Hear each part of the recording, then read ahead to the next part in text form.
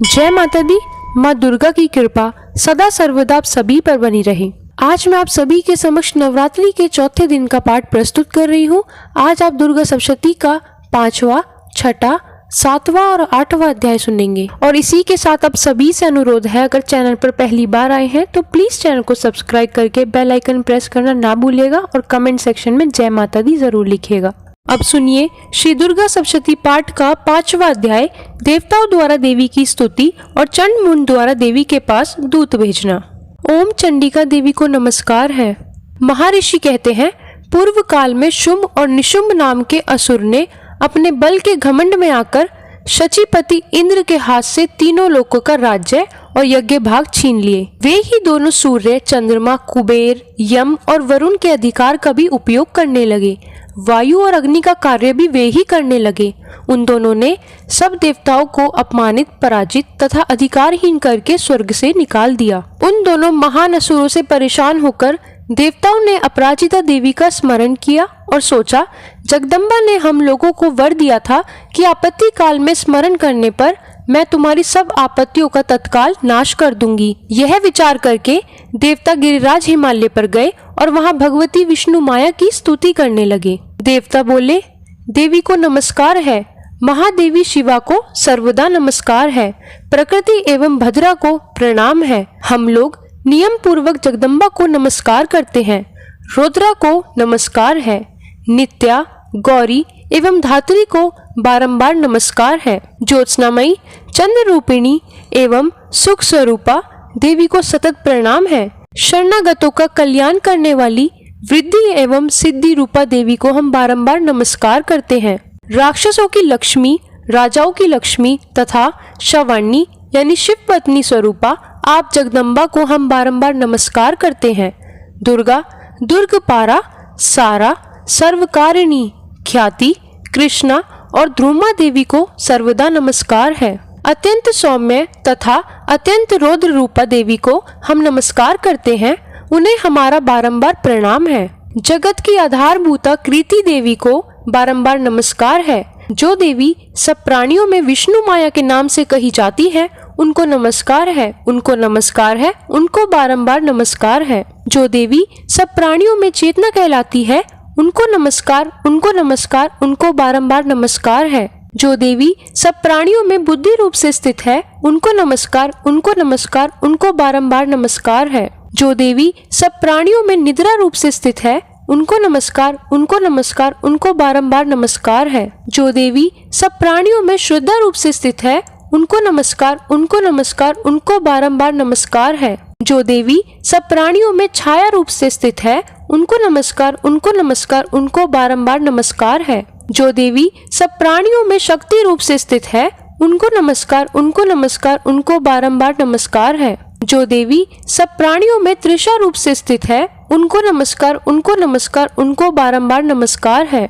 जो देवी सब प्राणियों में क्षमा रूप से स्थित है, उनको नमस्कार, उनको नमस्कार, उनको बारंबार नमस्कार है। जो देवी सब प्राणियों में जाति रूप से स्थित है, उनको नमस्कार, उनको नमस्कार, उनको बारंबार नमस्कार है। जो देवी सब प्राणियों में लज्जा रूप से स्थित है, उनको नमस्कार, उनको नमस्कार, उनको बारंबार नमस्कार है। जो देवी सब प्राणियों में शांति रूप से स्थित है, उनको नमस्कार, उनको नमस्कार, उनको बारंबार नमस्कार है। जो देवी सब प्राणियों में श्रद्धा रूप से स्थित है, उनको नमस्कार, उनको नमस्कार, उनको बारंबार नमस्कार है। जो देवी सब प्राणियों में कांति रूप से स्थित है, उनको नमस्कार, उनको नमस्कार, उनको बारंबार नमस्कार है। जो देवी सब प्राणियों में लक्ष्मी रूप से स्थित है, उनको नमस्कार, उनको नमस्कार, उनको बारंबार नमस्कार है। जो देवी सब प्राणियों में वृत्ति रूप से स्थित है, उनको नमस्कार, उनको नमस्कार, उनको बारंबार नमस्कार है। जो देवी सब प्राणियों में स्मृति रूप से स्थित है, उनको नमस्कार, उनको नमस्कार, उनको बारंबार नमस्कार है। जो देवी सब प्राणियों में दया रूप से स्थित है, उनको नमस्कार, उनको नमस्कार, उनको बारंबार नमस्कार है। जो देवी सब प्राणियों में दृष्टि रूप से स्थित है, उनको नमस्कार, उनको नमस्कार, उनको बारंबार नमस्कार है। जो देवी सब प्राणियों में माता रूप से स्थित है, उनको नमस्कार, उनको नमस्कार, उनको बारंबार नमस्कार है। जो देवी सब प्राणियों में भ्रांति रूप से स्थित है, उनको नमस्कार, उनको नमस्कार, उनको बारंबार नमस्कार है। जो जीवों के इंद्रिय वर्ग की अधिष्ठात्री देवी एवं सब प्राणियों में सदा व्याप्त रहने वाली है, उन व्याप्ति देवी को बारंबार नमस्कार है। जो देवी चैतन्य रूप से संपूर्ण जगत को व्याप्त करके स्थित है, उनको नमस्कार, उनको नमस्कार, उनको बारंबार नमस्कार है। पूर्व काल में अपने अभिष्ट की प्राप्ति होने से देवताओं ने जिनकी स्तुति की तथा देवराज इंद्र ने बहुत दिनों तक जिनका सेवन किया, वह कल्याण की साधन भूता ईश्वरी हमारा कल्याण करे और मंगल करे तथा सारी आपत्तियों का नाश कर डाले। दैत्यों से सताए हुए हम सभी देवता जिन परमेश्वरी को इस समय नमस्कार करते हैं तथा जो भक्ति से विनम्र पुरुषों द्वारा स्मरण की जाने पर तत्काल ही संपूर्ण विपत्तियों का नाश कर देती है, वे जगदम्बा हमारा संकट दूर करें। महर्षि कहते हैं, राजन, इस प्रकार जब देवता स्तुति कर रहे थे, उस समय पार्वती देवी गंगा जी के जल में स्नान करने के लिए वहां आई। उन सुंदर बोहों वाली भगवती ने देवताओं से पूछा, आप लोग यहाँ किसकी स्तुति करते हैं? तब उन्हीं के शरीर कोश से प्रकट हुई शिवा देवी बोली, शुंभ दैत्य से परेशान और युद्ध में निशुंभ से हार जाने पर ये सभी देवता यहाँ एकत्रित हुए हैं और यह मेरी स्तुति कर रहे हैं। पार्वती जी के शरीर कोश से अंबिका का प्रादुर्भाव हुआ था, इसलिए वे समस्त लोकों में कौशिकी कही जाती है। कौशिकी के प्रकट होने के बाद पार्वती देवी का शरीर काले रंग का हो गया, अतः वे हिमालय पर रहने वाली कालिका देवी के नाम से विख्यात हुई। तभी शुंभ निशुंभ के भृत्य चंड मुंड वहां आए और उन्होंने परम मनोहर रूप धारण करने वाली अंबिका देवी को देखा। फिर वे शुंभ के पास जाकर बोले, महाराज, एक अत्यंत मनोहर स्त्री है जो अपनी दिव्य कांति से हिमालय को प्रकाशित कर रही है। वैसा उत्तम रूप कहीं किसी ने भी नहीं देखा होगा। आसुरेश्वर, पता लगाइए वह देवी कौन है और उसे ले लीजिए। स्त्रियों में तो वह रत्न है, उसका प्रत्येक अंग बहुत ही सुंदर है तथा वह अपने श्री अंगों के प्रभास से संपूर्ण दिशाओं में प्रकाश फैला रही है। दैत्यराज, अभी वह हिमालय पर ही मौजूद है, आप उसे देख सकते हैं। प्रभु, तीनों लोकों में मणि, हाथी और घोड़े आदि जितने भी रत्न हैं, वे सब इस समय आपके घर में शोभा पाते हैं। हाथियों में रत्नभूत ऐरावत, यह परिजात का वृक्ष और यह उच्चेश्वरा घोड़ा, यह सब आपने इंद्र से ले लिया है। हंसों से जुता हुआ यह विमान भी आपके आंगन में शोभा पाता है। यह रत्नभूत अद्भुत विमान जो पहले ब्रह्मा जी के पास था, अब आपके यहाँ लाया गया है। यह महापद्य नामक निधि आप कुबेर से छीन लाए हैं। समुद्र ने भी आपको किंचक्लिनी नाम की माला भेंट की है जो केसरों से सुशोभित है और जिसके कमल कभी कुमलाते नहीं हैं। सुवर्ण की वर्षा करने वाला वरुण का छत्र भी आपके घर में शोभा पाता है तथा यह श्रेष्ठ रथ जो पहले प्रजापति के अधिकार में था, अब आपके पास मौजूद है। दैतेश्वर, मृत्यु की उत्क्रांतिदा नाम वाली शक्ति भी आपने छीन ली है तथा वरुण का पाश और समुद्र में होने वाले सब प्रकार के रत्न आपके भाई निशुंभ के अधिकार में हैं। अग्नि ने भी खुद शुद्ध किए हुए 2 वस्त्र आपकी सेवा में अर्पित किए हैं। दैत्यराज, इस प्रकार से सभी रत्न आपने एकत्रित कर लिए हैं, फिर जो यह स्त्रियों में रत्न रूप कल्याणमयी देवी है, इसे आप क्यों नहीं अपने अधिकार में कर लेते? महर्षि कहते हैं, चंड मुंड का यह वचन सुनकर शुंभ ने महादैत्य सुग्रीव को दूत बनाकर देवी के पास भेजा और कहा, तुम मेरी आज्ञा से उसके सामने ये बातें कहना और ऐसा उपाय करना जिससे प्रसन्न होकर वह शीघ्र ही यहाँ आ जाए। वह दूत पर्वत के अत्यंत रमणीय प्रदेश में जहाँ देवी मौजूद थी वहां गया और मधुर वाणी में कोमल वचन में बोला। दूत बोला, देवी, दैत्यराज शुंभ इस समय तीनों लोकों के परमेश्वर है। मैं उन्हीं का भेजा हुआ दूत हूँ और यहाँ तुम्हारे ही पास आया हूँ। उनकी आज्ञा सदा सब देवता एक स्वर से मानते हैं, कोई उनका उल्लंघन नहीं कर सकता। वे संपूर्ण देवताओं को परास्त कर चुके हैं। उन्होंने तुम्हारे लिए जो संदेश दिया है उसे सुनो। संपूर्ण त्रिलोकी मेरे अधिकार में है, देवता भी मेरी आज्ञा के अधीन चलते हैं। संपूर्ण यज्ञों के भागों को मैं ही पृथक पृथक भोगता हूँ। तीनों लोकों में जितने श्रेष्ठ रत्न हैं वे सब मेरी अधिकार में हैं। देवराज इंद्र का वाहन ऐरावत जो हाथियों में रत्न के समान है, मैंने छीन लिया है। क्षीर सागर का मंथन करने से जो अश्वरत्न उच्चेश्वरा प्रकट हुआ था, उसे देवताओं ने मेरे पैरों पर पड़कर समर्पित किया है। सुंदरी, उनके सिवा और भी जितने रत्नभूत पदार्थ देवताओं, गंधर्वों और नागों के पास थे, वे सब मेरे ही पास आ गए हैं। देवी, हम लोग तुम्हें संसार की स्त्रियों में रत्न मानते हैं। तुम हमारे पास आ जाओ, क्योंकि रत्नों का उपभोग करने वाले हम ही हैं। चंचल कटाक्षों वाली सुंदरी, तुम मेरे या मेरे भाई महापराक्रमी निशुंभ की सेवा में आ जाओ, क्योंकि तुम रत्न स्वरूपा हो। मेरा वरण करने से तुम्हें तुलना रहित महान ऐश्वर्य की प्राप्ति होगी। अपनी बुद्धि से विचार कर तुम मेरी पत्नी बन जाओ। महर्षि कहते हैं, दूत के यो कहने पर कल्याणमयी भगवती दुर्गा देवी जो इस जगत को धारण करती है, मन ही मन गंभीर भाव से मुस्कुराई और इस प्रकार बोली। देवी ने कहा, दूत, तुमने सत्य कहा, इसमें तनिक भी मिथ्या नहीं है। शुंभ तीनों लोकों का स्वामी है और निशुंभ भी उसी के समान पराक्रमी है, किंतु इस विषय में मैंने जो प्रतिज्ञा कर ली है उसे मिथ्या कैसे करूं? मैंने अपनी अल्प बुद्धि के कारण पहले से जो प्रतिज्ञा कर रखी है उसे सुनो। जो मुझे संग्राम में जीत लेगा, जो मेरे अभिमान को चूर्ण कर देगा तथा संसार में जो मेरे समान बलवान होगा, वही मेरा स्वामी होगा। इसलिए शुंभ अथवा महादैत्य निशुंभ स्वयं ही यहाँ पधारे और मुझे जीतकर शीघ्र ही मेरा पाणिग्रहण कर ले। इसमें विलंब की क्या आवश्यकता है? दूत बोला, देवी, तुम घमंड में भरी हो, मेरे सामने ऐसी बात ना करो। तीनों लोकों में कौन ऐसा पुरुष है जो शुंभ निशुंभ के सामने खड़ा हो सके? देवी, अन्य दैत्यों के सामने भी सारे देवता युद्ध में नहीं ठहर सकते, फिर तुम अकेली स्त्री होकर कैसे ठहर सकती हो? जिन शुंभ आदि दैत्यों के सामने इंद्र आदि देवता भी खड़े नहीं हुए, उनके सामने तुम स्त्री होकर कैसे जाओगी? इसलिए तुम मेरे कहने से शुंभ निशुंभ के पास चली जाओ। ऐसा करने से तुम्हारे गौरव की रक्षा होगी, अन्यथा जब वे केश पकड़कर घसीटेंगे तब तुम्हें अपनी प्रतिष्ठा खोकर जाना पड़ेगा। देवी ने कहा, तुम्हारा कहना ठीक है, शुंभ बलवान है और निशुंभ भी बड़े पराक्रमी है, किंतु क्या करूं मैं? मैंने पहले बिना सोचे समझे प्रतिज्ञा कर ली। अब तुम जाओ, मैंने तुमसे जो कुछ कहा है वह सब दैत्यराज से आदर पूर्वक कहना, फिर वे जो उचित जान पड़े करे। इस प्रकार श्री मार्कुंडे पुराण में सांवरिक मनवंतर की कथा के अंतर्गत देवी महात्म्य में 5वां अध्याय पूरा हुआ।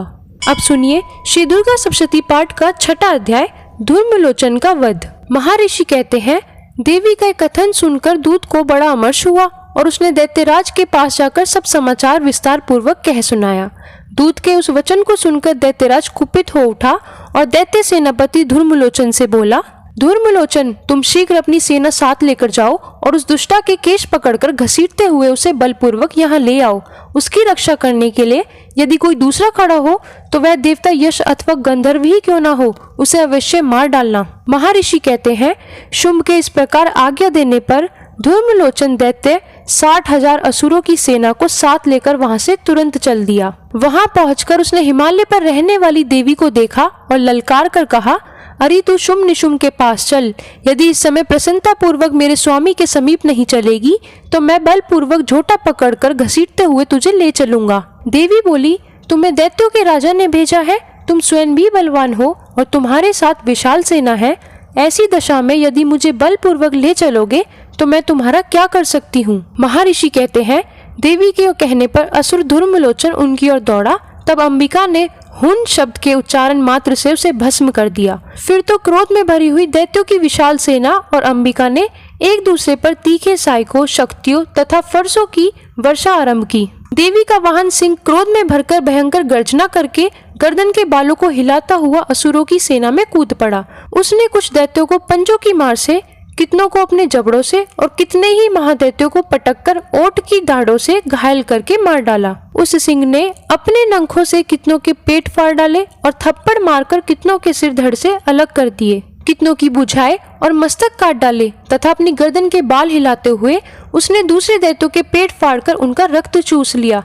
अत्यंत क्रोध में भरे हुए देवी के वाहन उस महाबली सिंह ने क्षण भर में ही असुरों की सारी सेना का संहार कर डाला। शुंभ ने जब सुना कि देवी ने धूम्रलोचन असुर को मार डाला तथा उसके सिंह ने सारी सेना का सफाया कर डाला, तब उस दैत्यराज को बड़ा क्रोध हुआ। उसका ओठ कांपने लगा। उसने चंड और मुंड नामक 2 महादैत्यों को आज्ञा दी, हे चंड और हे मुंड, तुम लोग बहुत बड़ी सेना लेकर वहां जाओ। उस देवी के झोटे पकड़कर अथवा उसे बांधकर शीघ्र यहाँ ले आओ। यदि इस प्रकार उसको लाने में संदेह हो तो युद्ध में सब प्रकार के अस्त्र शस्त्रों तथा समस्त आसुरों की सेना का प्रयोग करके उसकी हत्या कर डालना। उस दुष्टा की हत्या होने तथा सिंह के भी मारे जाने पर उस अंबिका को बांधकर साथ ले शीघ्र ही लौट आना। इस प्रकार श्री मार्कुंडे पुराण में सांवलिक मनवंतर की कथा के अंतर्गत देवी महात्म्य में 6वां अध्याय पूरा हुआ। अब सुनिए श्री दुर्गा सप्तशती पाठ का 7वां अध्याय, चंड मुंड का वध। महर्षि कहते हैं, शुंभ की आज्ञा पाकर वे चंड मुंड आदि दैत्य चतुर्गिनी सेना के साथ अपने अस्त्र शस्त्र लेकर चल दिए। फिर गिरिराज हिमालय के सुवर्ण में ऊंचे शिखर पर पहुंचकर उन्होंने सिंह पर बैठी देवी को देखा। वे मंद मंद मुस्कुरा रही थी। उन्हें देखकर दैत्य लोग तत्परता से पकड़ने का उद्योग करने लगे।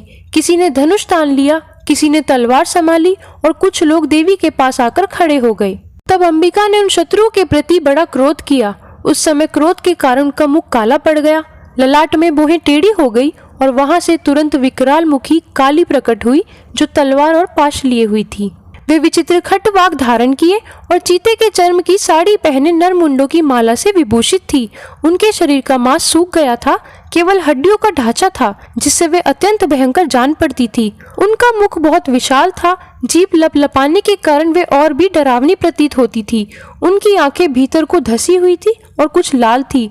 वे अपनी भयंकर गर्जना से संपूर्ण दिशाओं को गुंजा रही थी। बड़े बड़े दैत्यों का वध करती हुई वे कालिका देवी बड़े वेग से दैत्यों की उस सेना पर टूट पड़ी और उन सबका भक्षण करने लगी। वे पार्श्व रक्षकों, अंकुशधारी महावतों, योद्धाओं और घड्डा सहित कितने ही हाथियों को एक ही हाथ से पकड़कर मुंह में डाल लेती थी।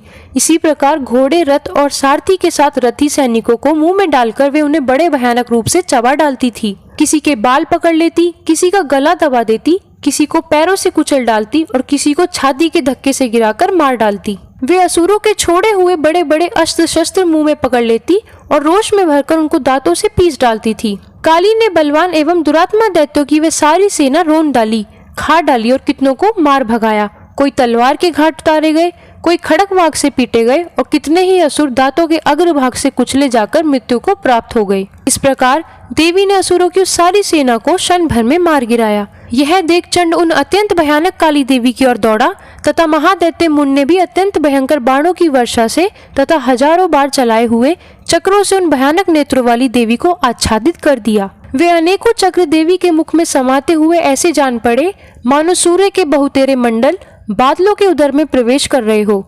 तब भयंकर गर्जना करने वाली काली ने अत्यंत रोष में भरकर विकट अट्टहास किया। उस समय उनके विकराल वदन के भीतर कठिनता से देखे जा सकने वाले दांतों की प्रभा से वे अत्यंत उज्जवल दिखाई देती थी। देवी ने बहुत बड़ी तलवार हाथ में लेकर हन का उच्चारण करके चंड पर धावा किया और उसके केश पकड़कर उसी तलवार से उसका मस्तक काट डाला। चंड को मारा देखकर मुंड भी देवी की ओर दौड़ा।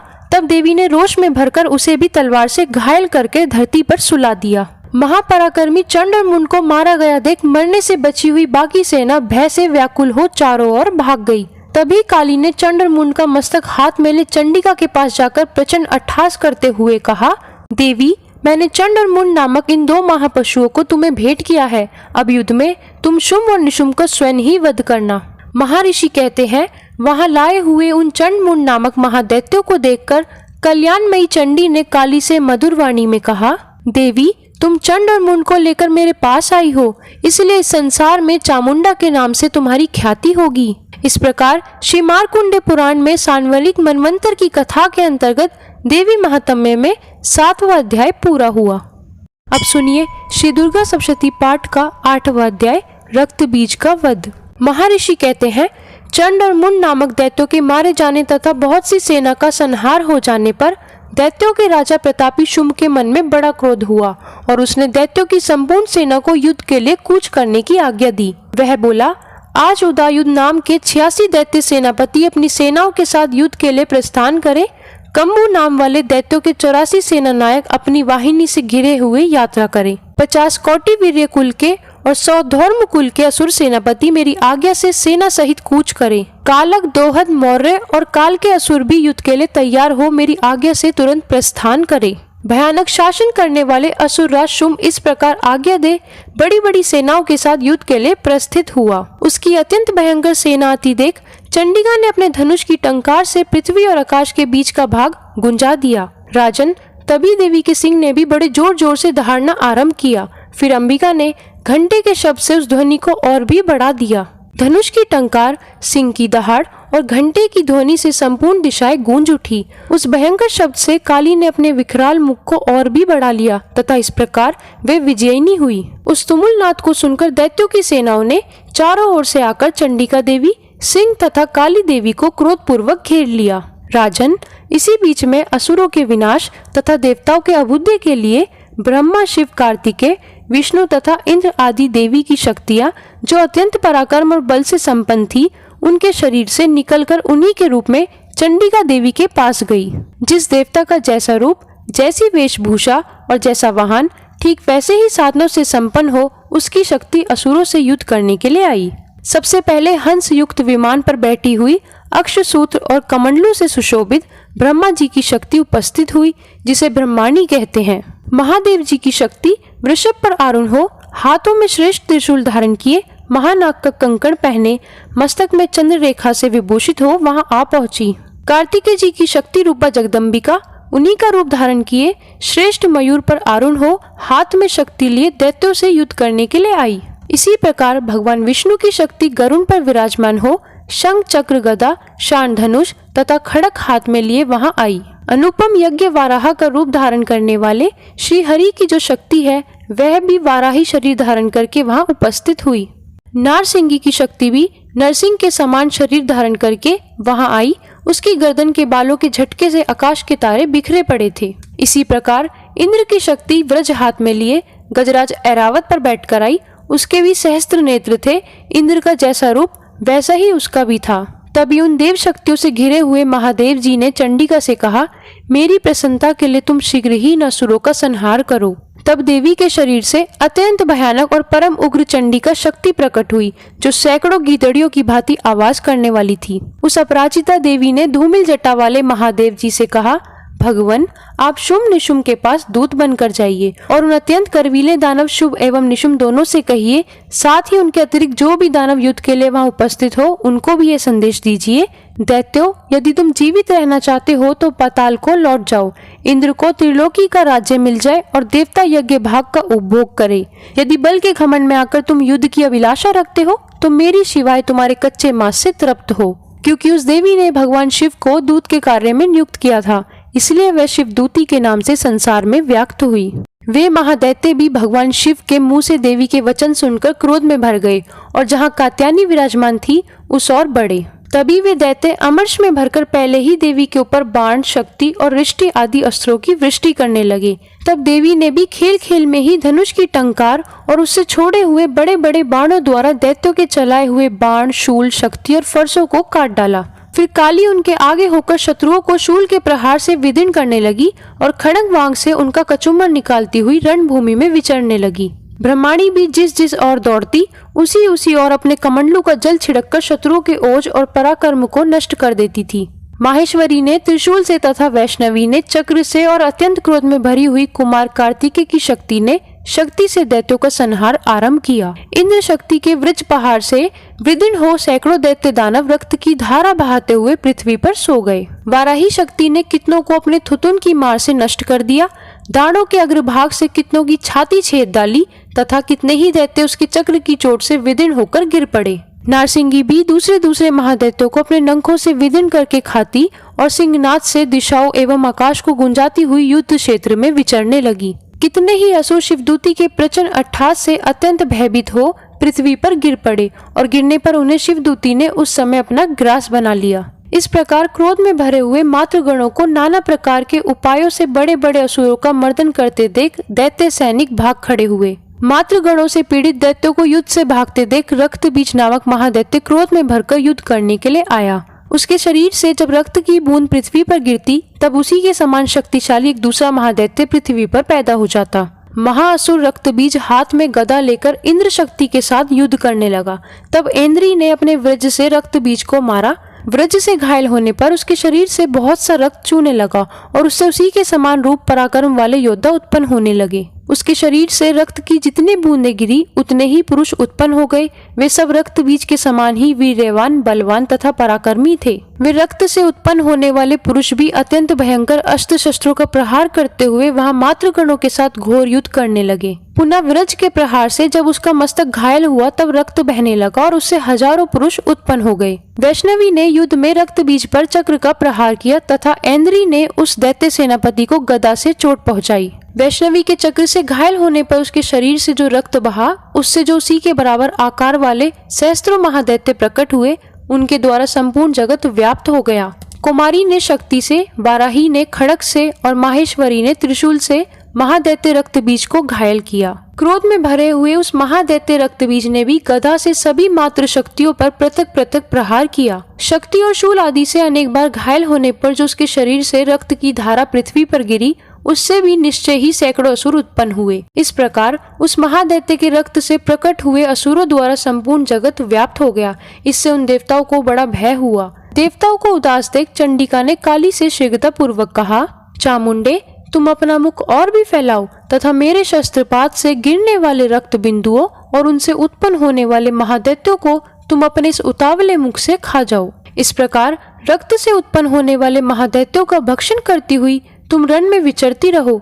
ऐसा करने से उस दैत्य का सारा रक्त क्षीण हो जाने पर वह स्वयं भी नष्ट हो जाएगा। उन भयंकर दैत्यों को जब तुम खा जाओगी तब दूसरे नए दैत्य उत्पन्न नहीं हो सकेंगे। काली से यूं कहकर चंडिका देवी ने शूल से रक्तबीज को मारा और काली ने अपने मुख में उसका रक्त ले लिया। तब उसने वहां चंडिका पर गदा से प्रहार किया, किंतु उस गदापात ने देवी को तनिक भी वेदना नहीं पहुंचाई। रक्तबीज के घायल शरीर से बहुत सा रक्त गिरा, किंतु ज्यों ही वह गिरा त्यों ही चामुंडा ने उसे अपने मुख में ले लिया। रक्त गिरने से काली के मुख में जो महादैत्य उत्पन्न हुए उन्हें भी वह चट कर गई और उसने रक्तबीज का रक्त भी पी लिया। तदंतर देवी ने रक्तबीज को, जिसका रक्त चामुंडा ने पी लिया था, व्रज, बाण, खड़क तथा रिष्टि आदि से मार डाला। राजन, इस प्रकार शस्त्रों के समुदाय से आहत एवं रक्तहीन हुआ महादैत्य रक्तबीज पृथ्वी पर गिर पड़ा। नरेश्वर, इससे देवताओं को अनुपम हर्ष की प्राप्ति हुई और मातृगण उन असुरों के रक्तपान के मद से उद्यत सा होकर नृत्य करने लगा। इस प्रकार श्री मार्कुंडे पुराण में सांवरिक मनवंतर की कथा के अंतर्गत देवी महात्म्य में 8वां अध्याय पूरा हुआ।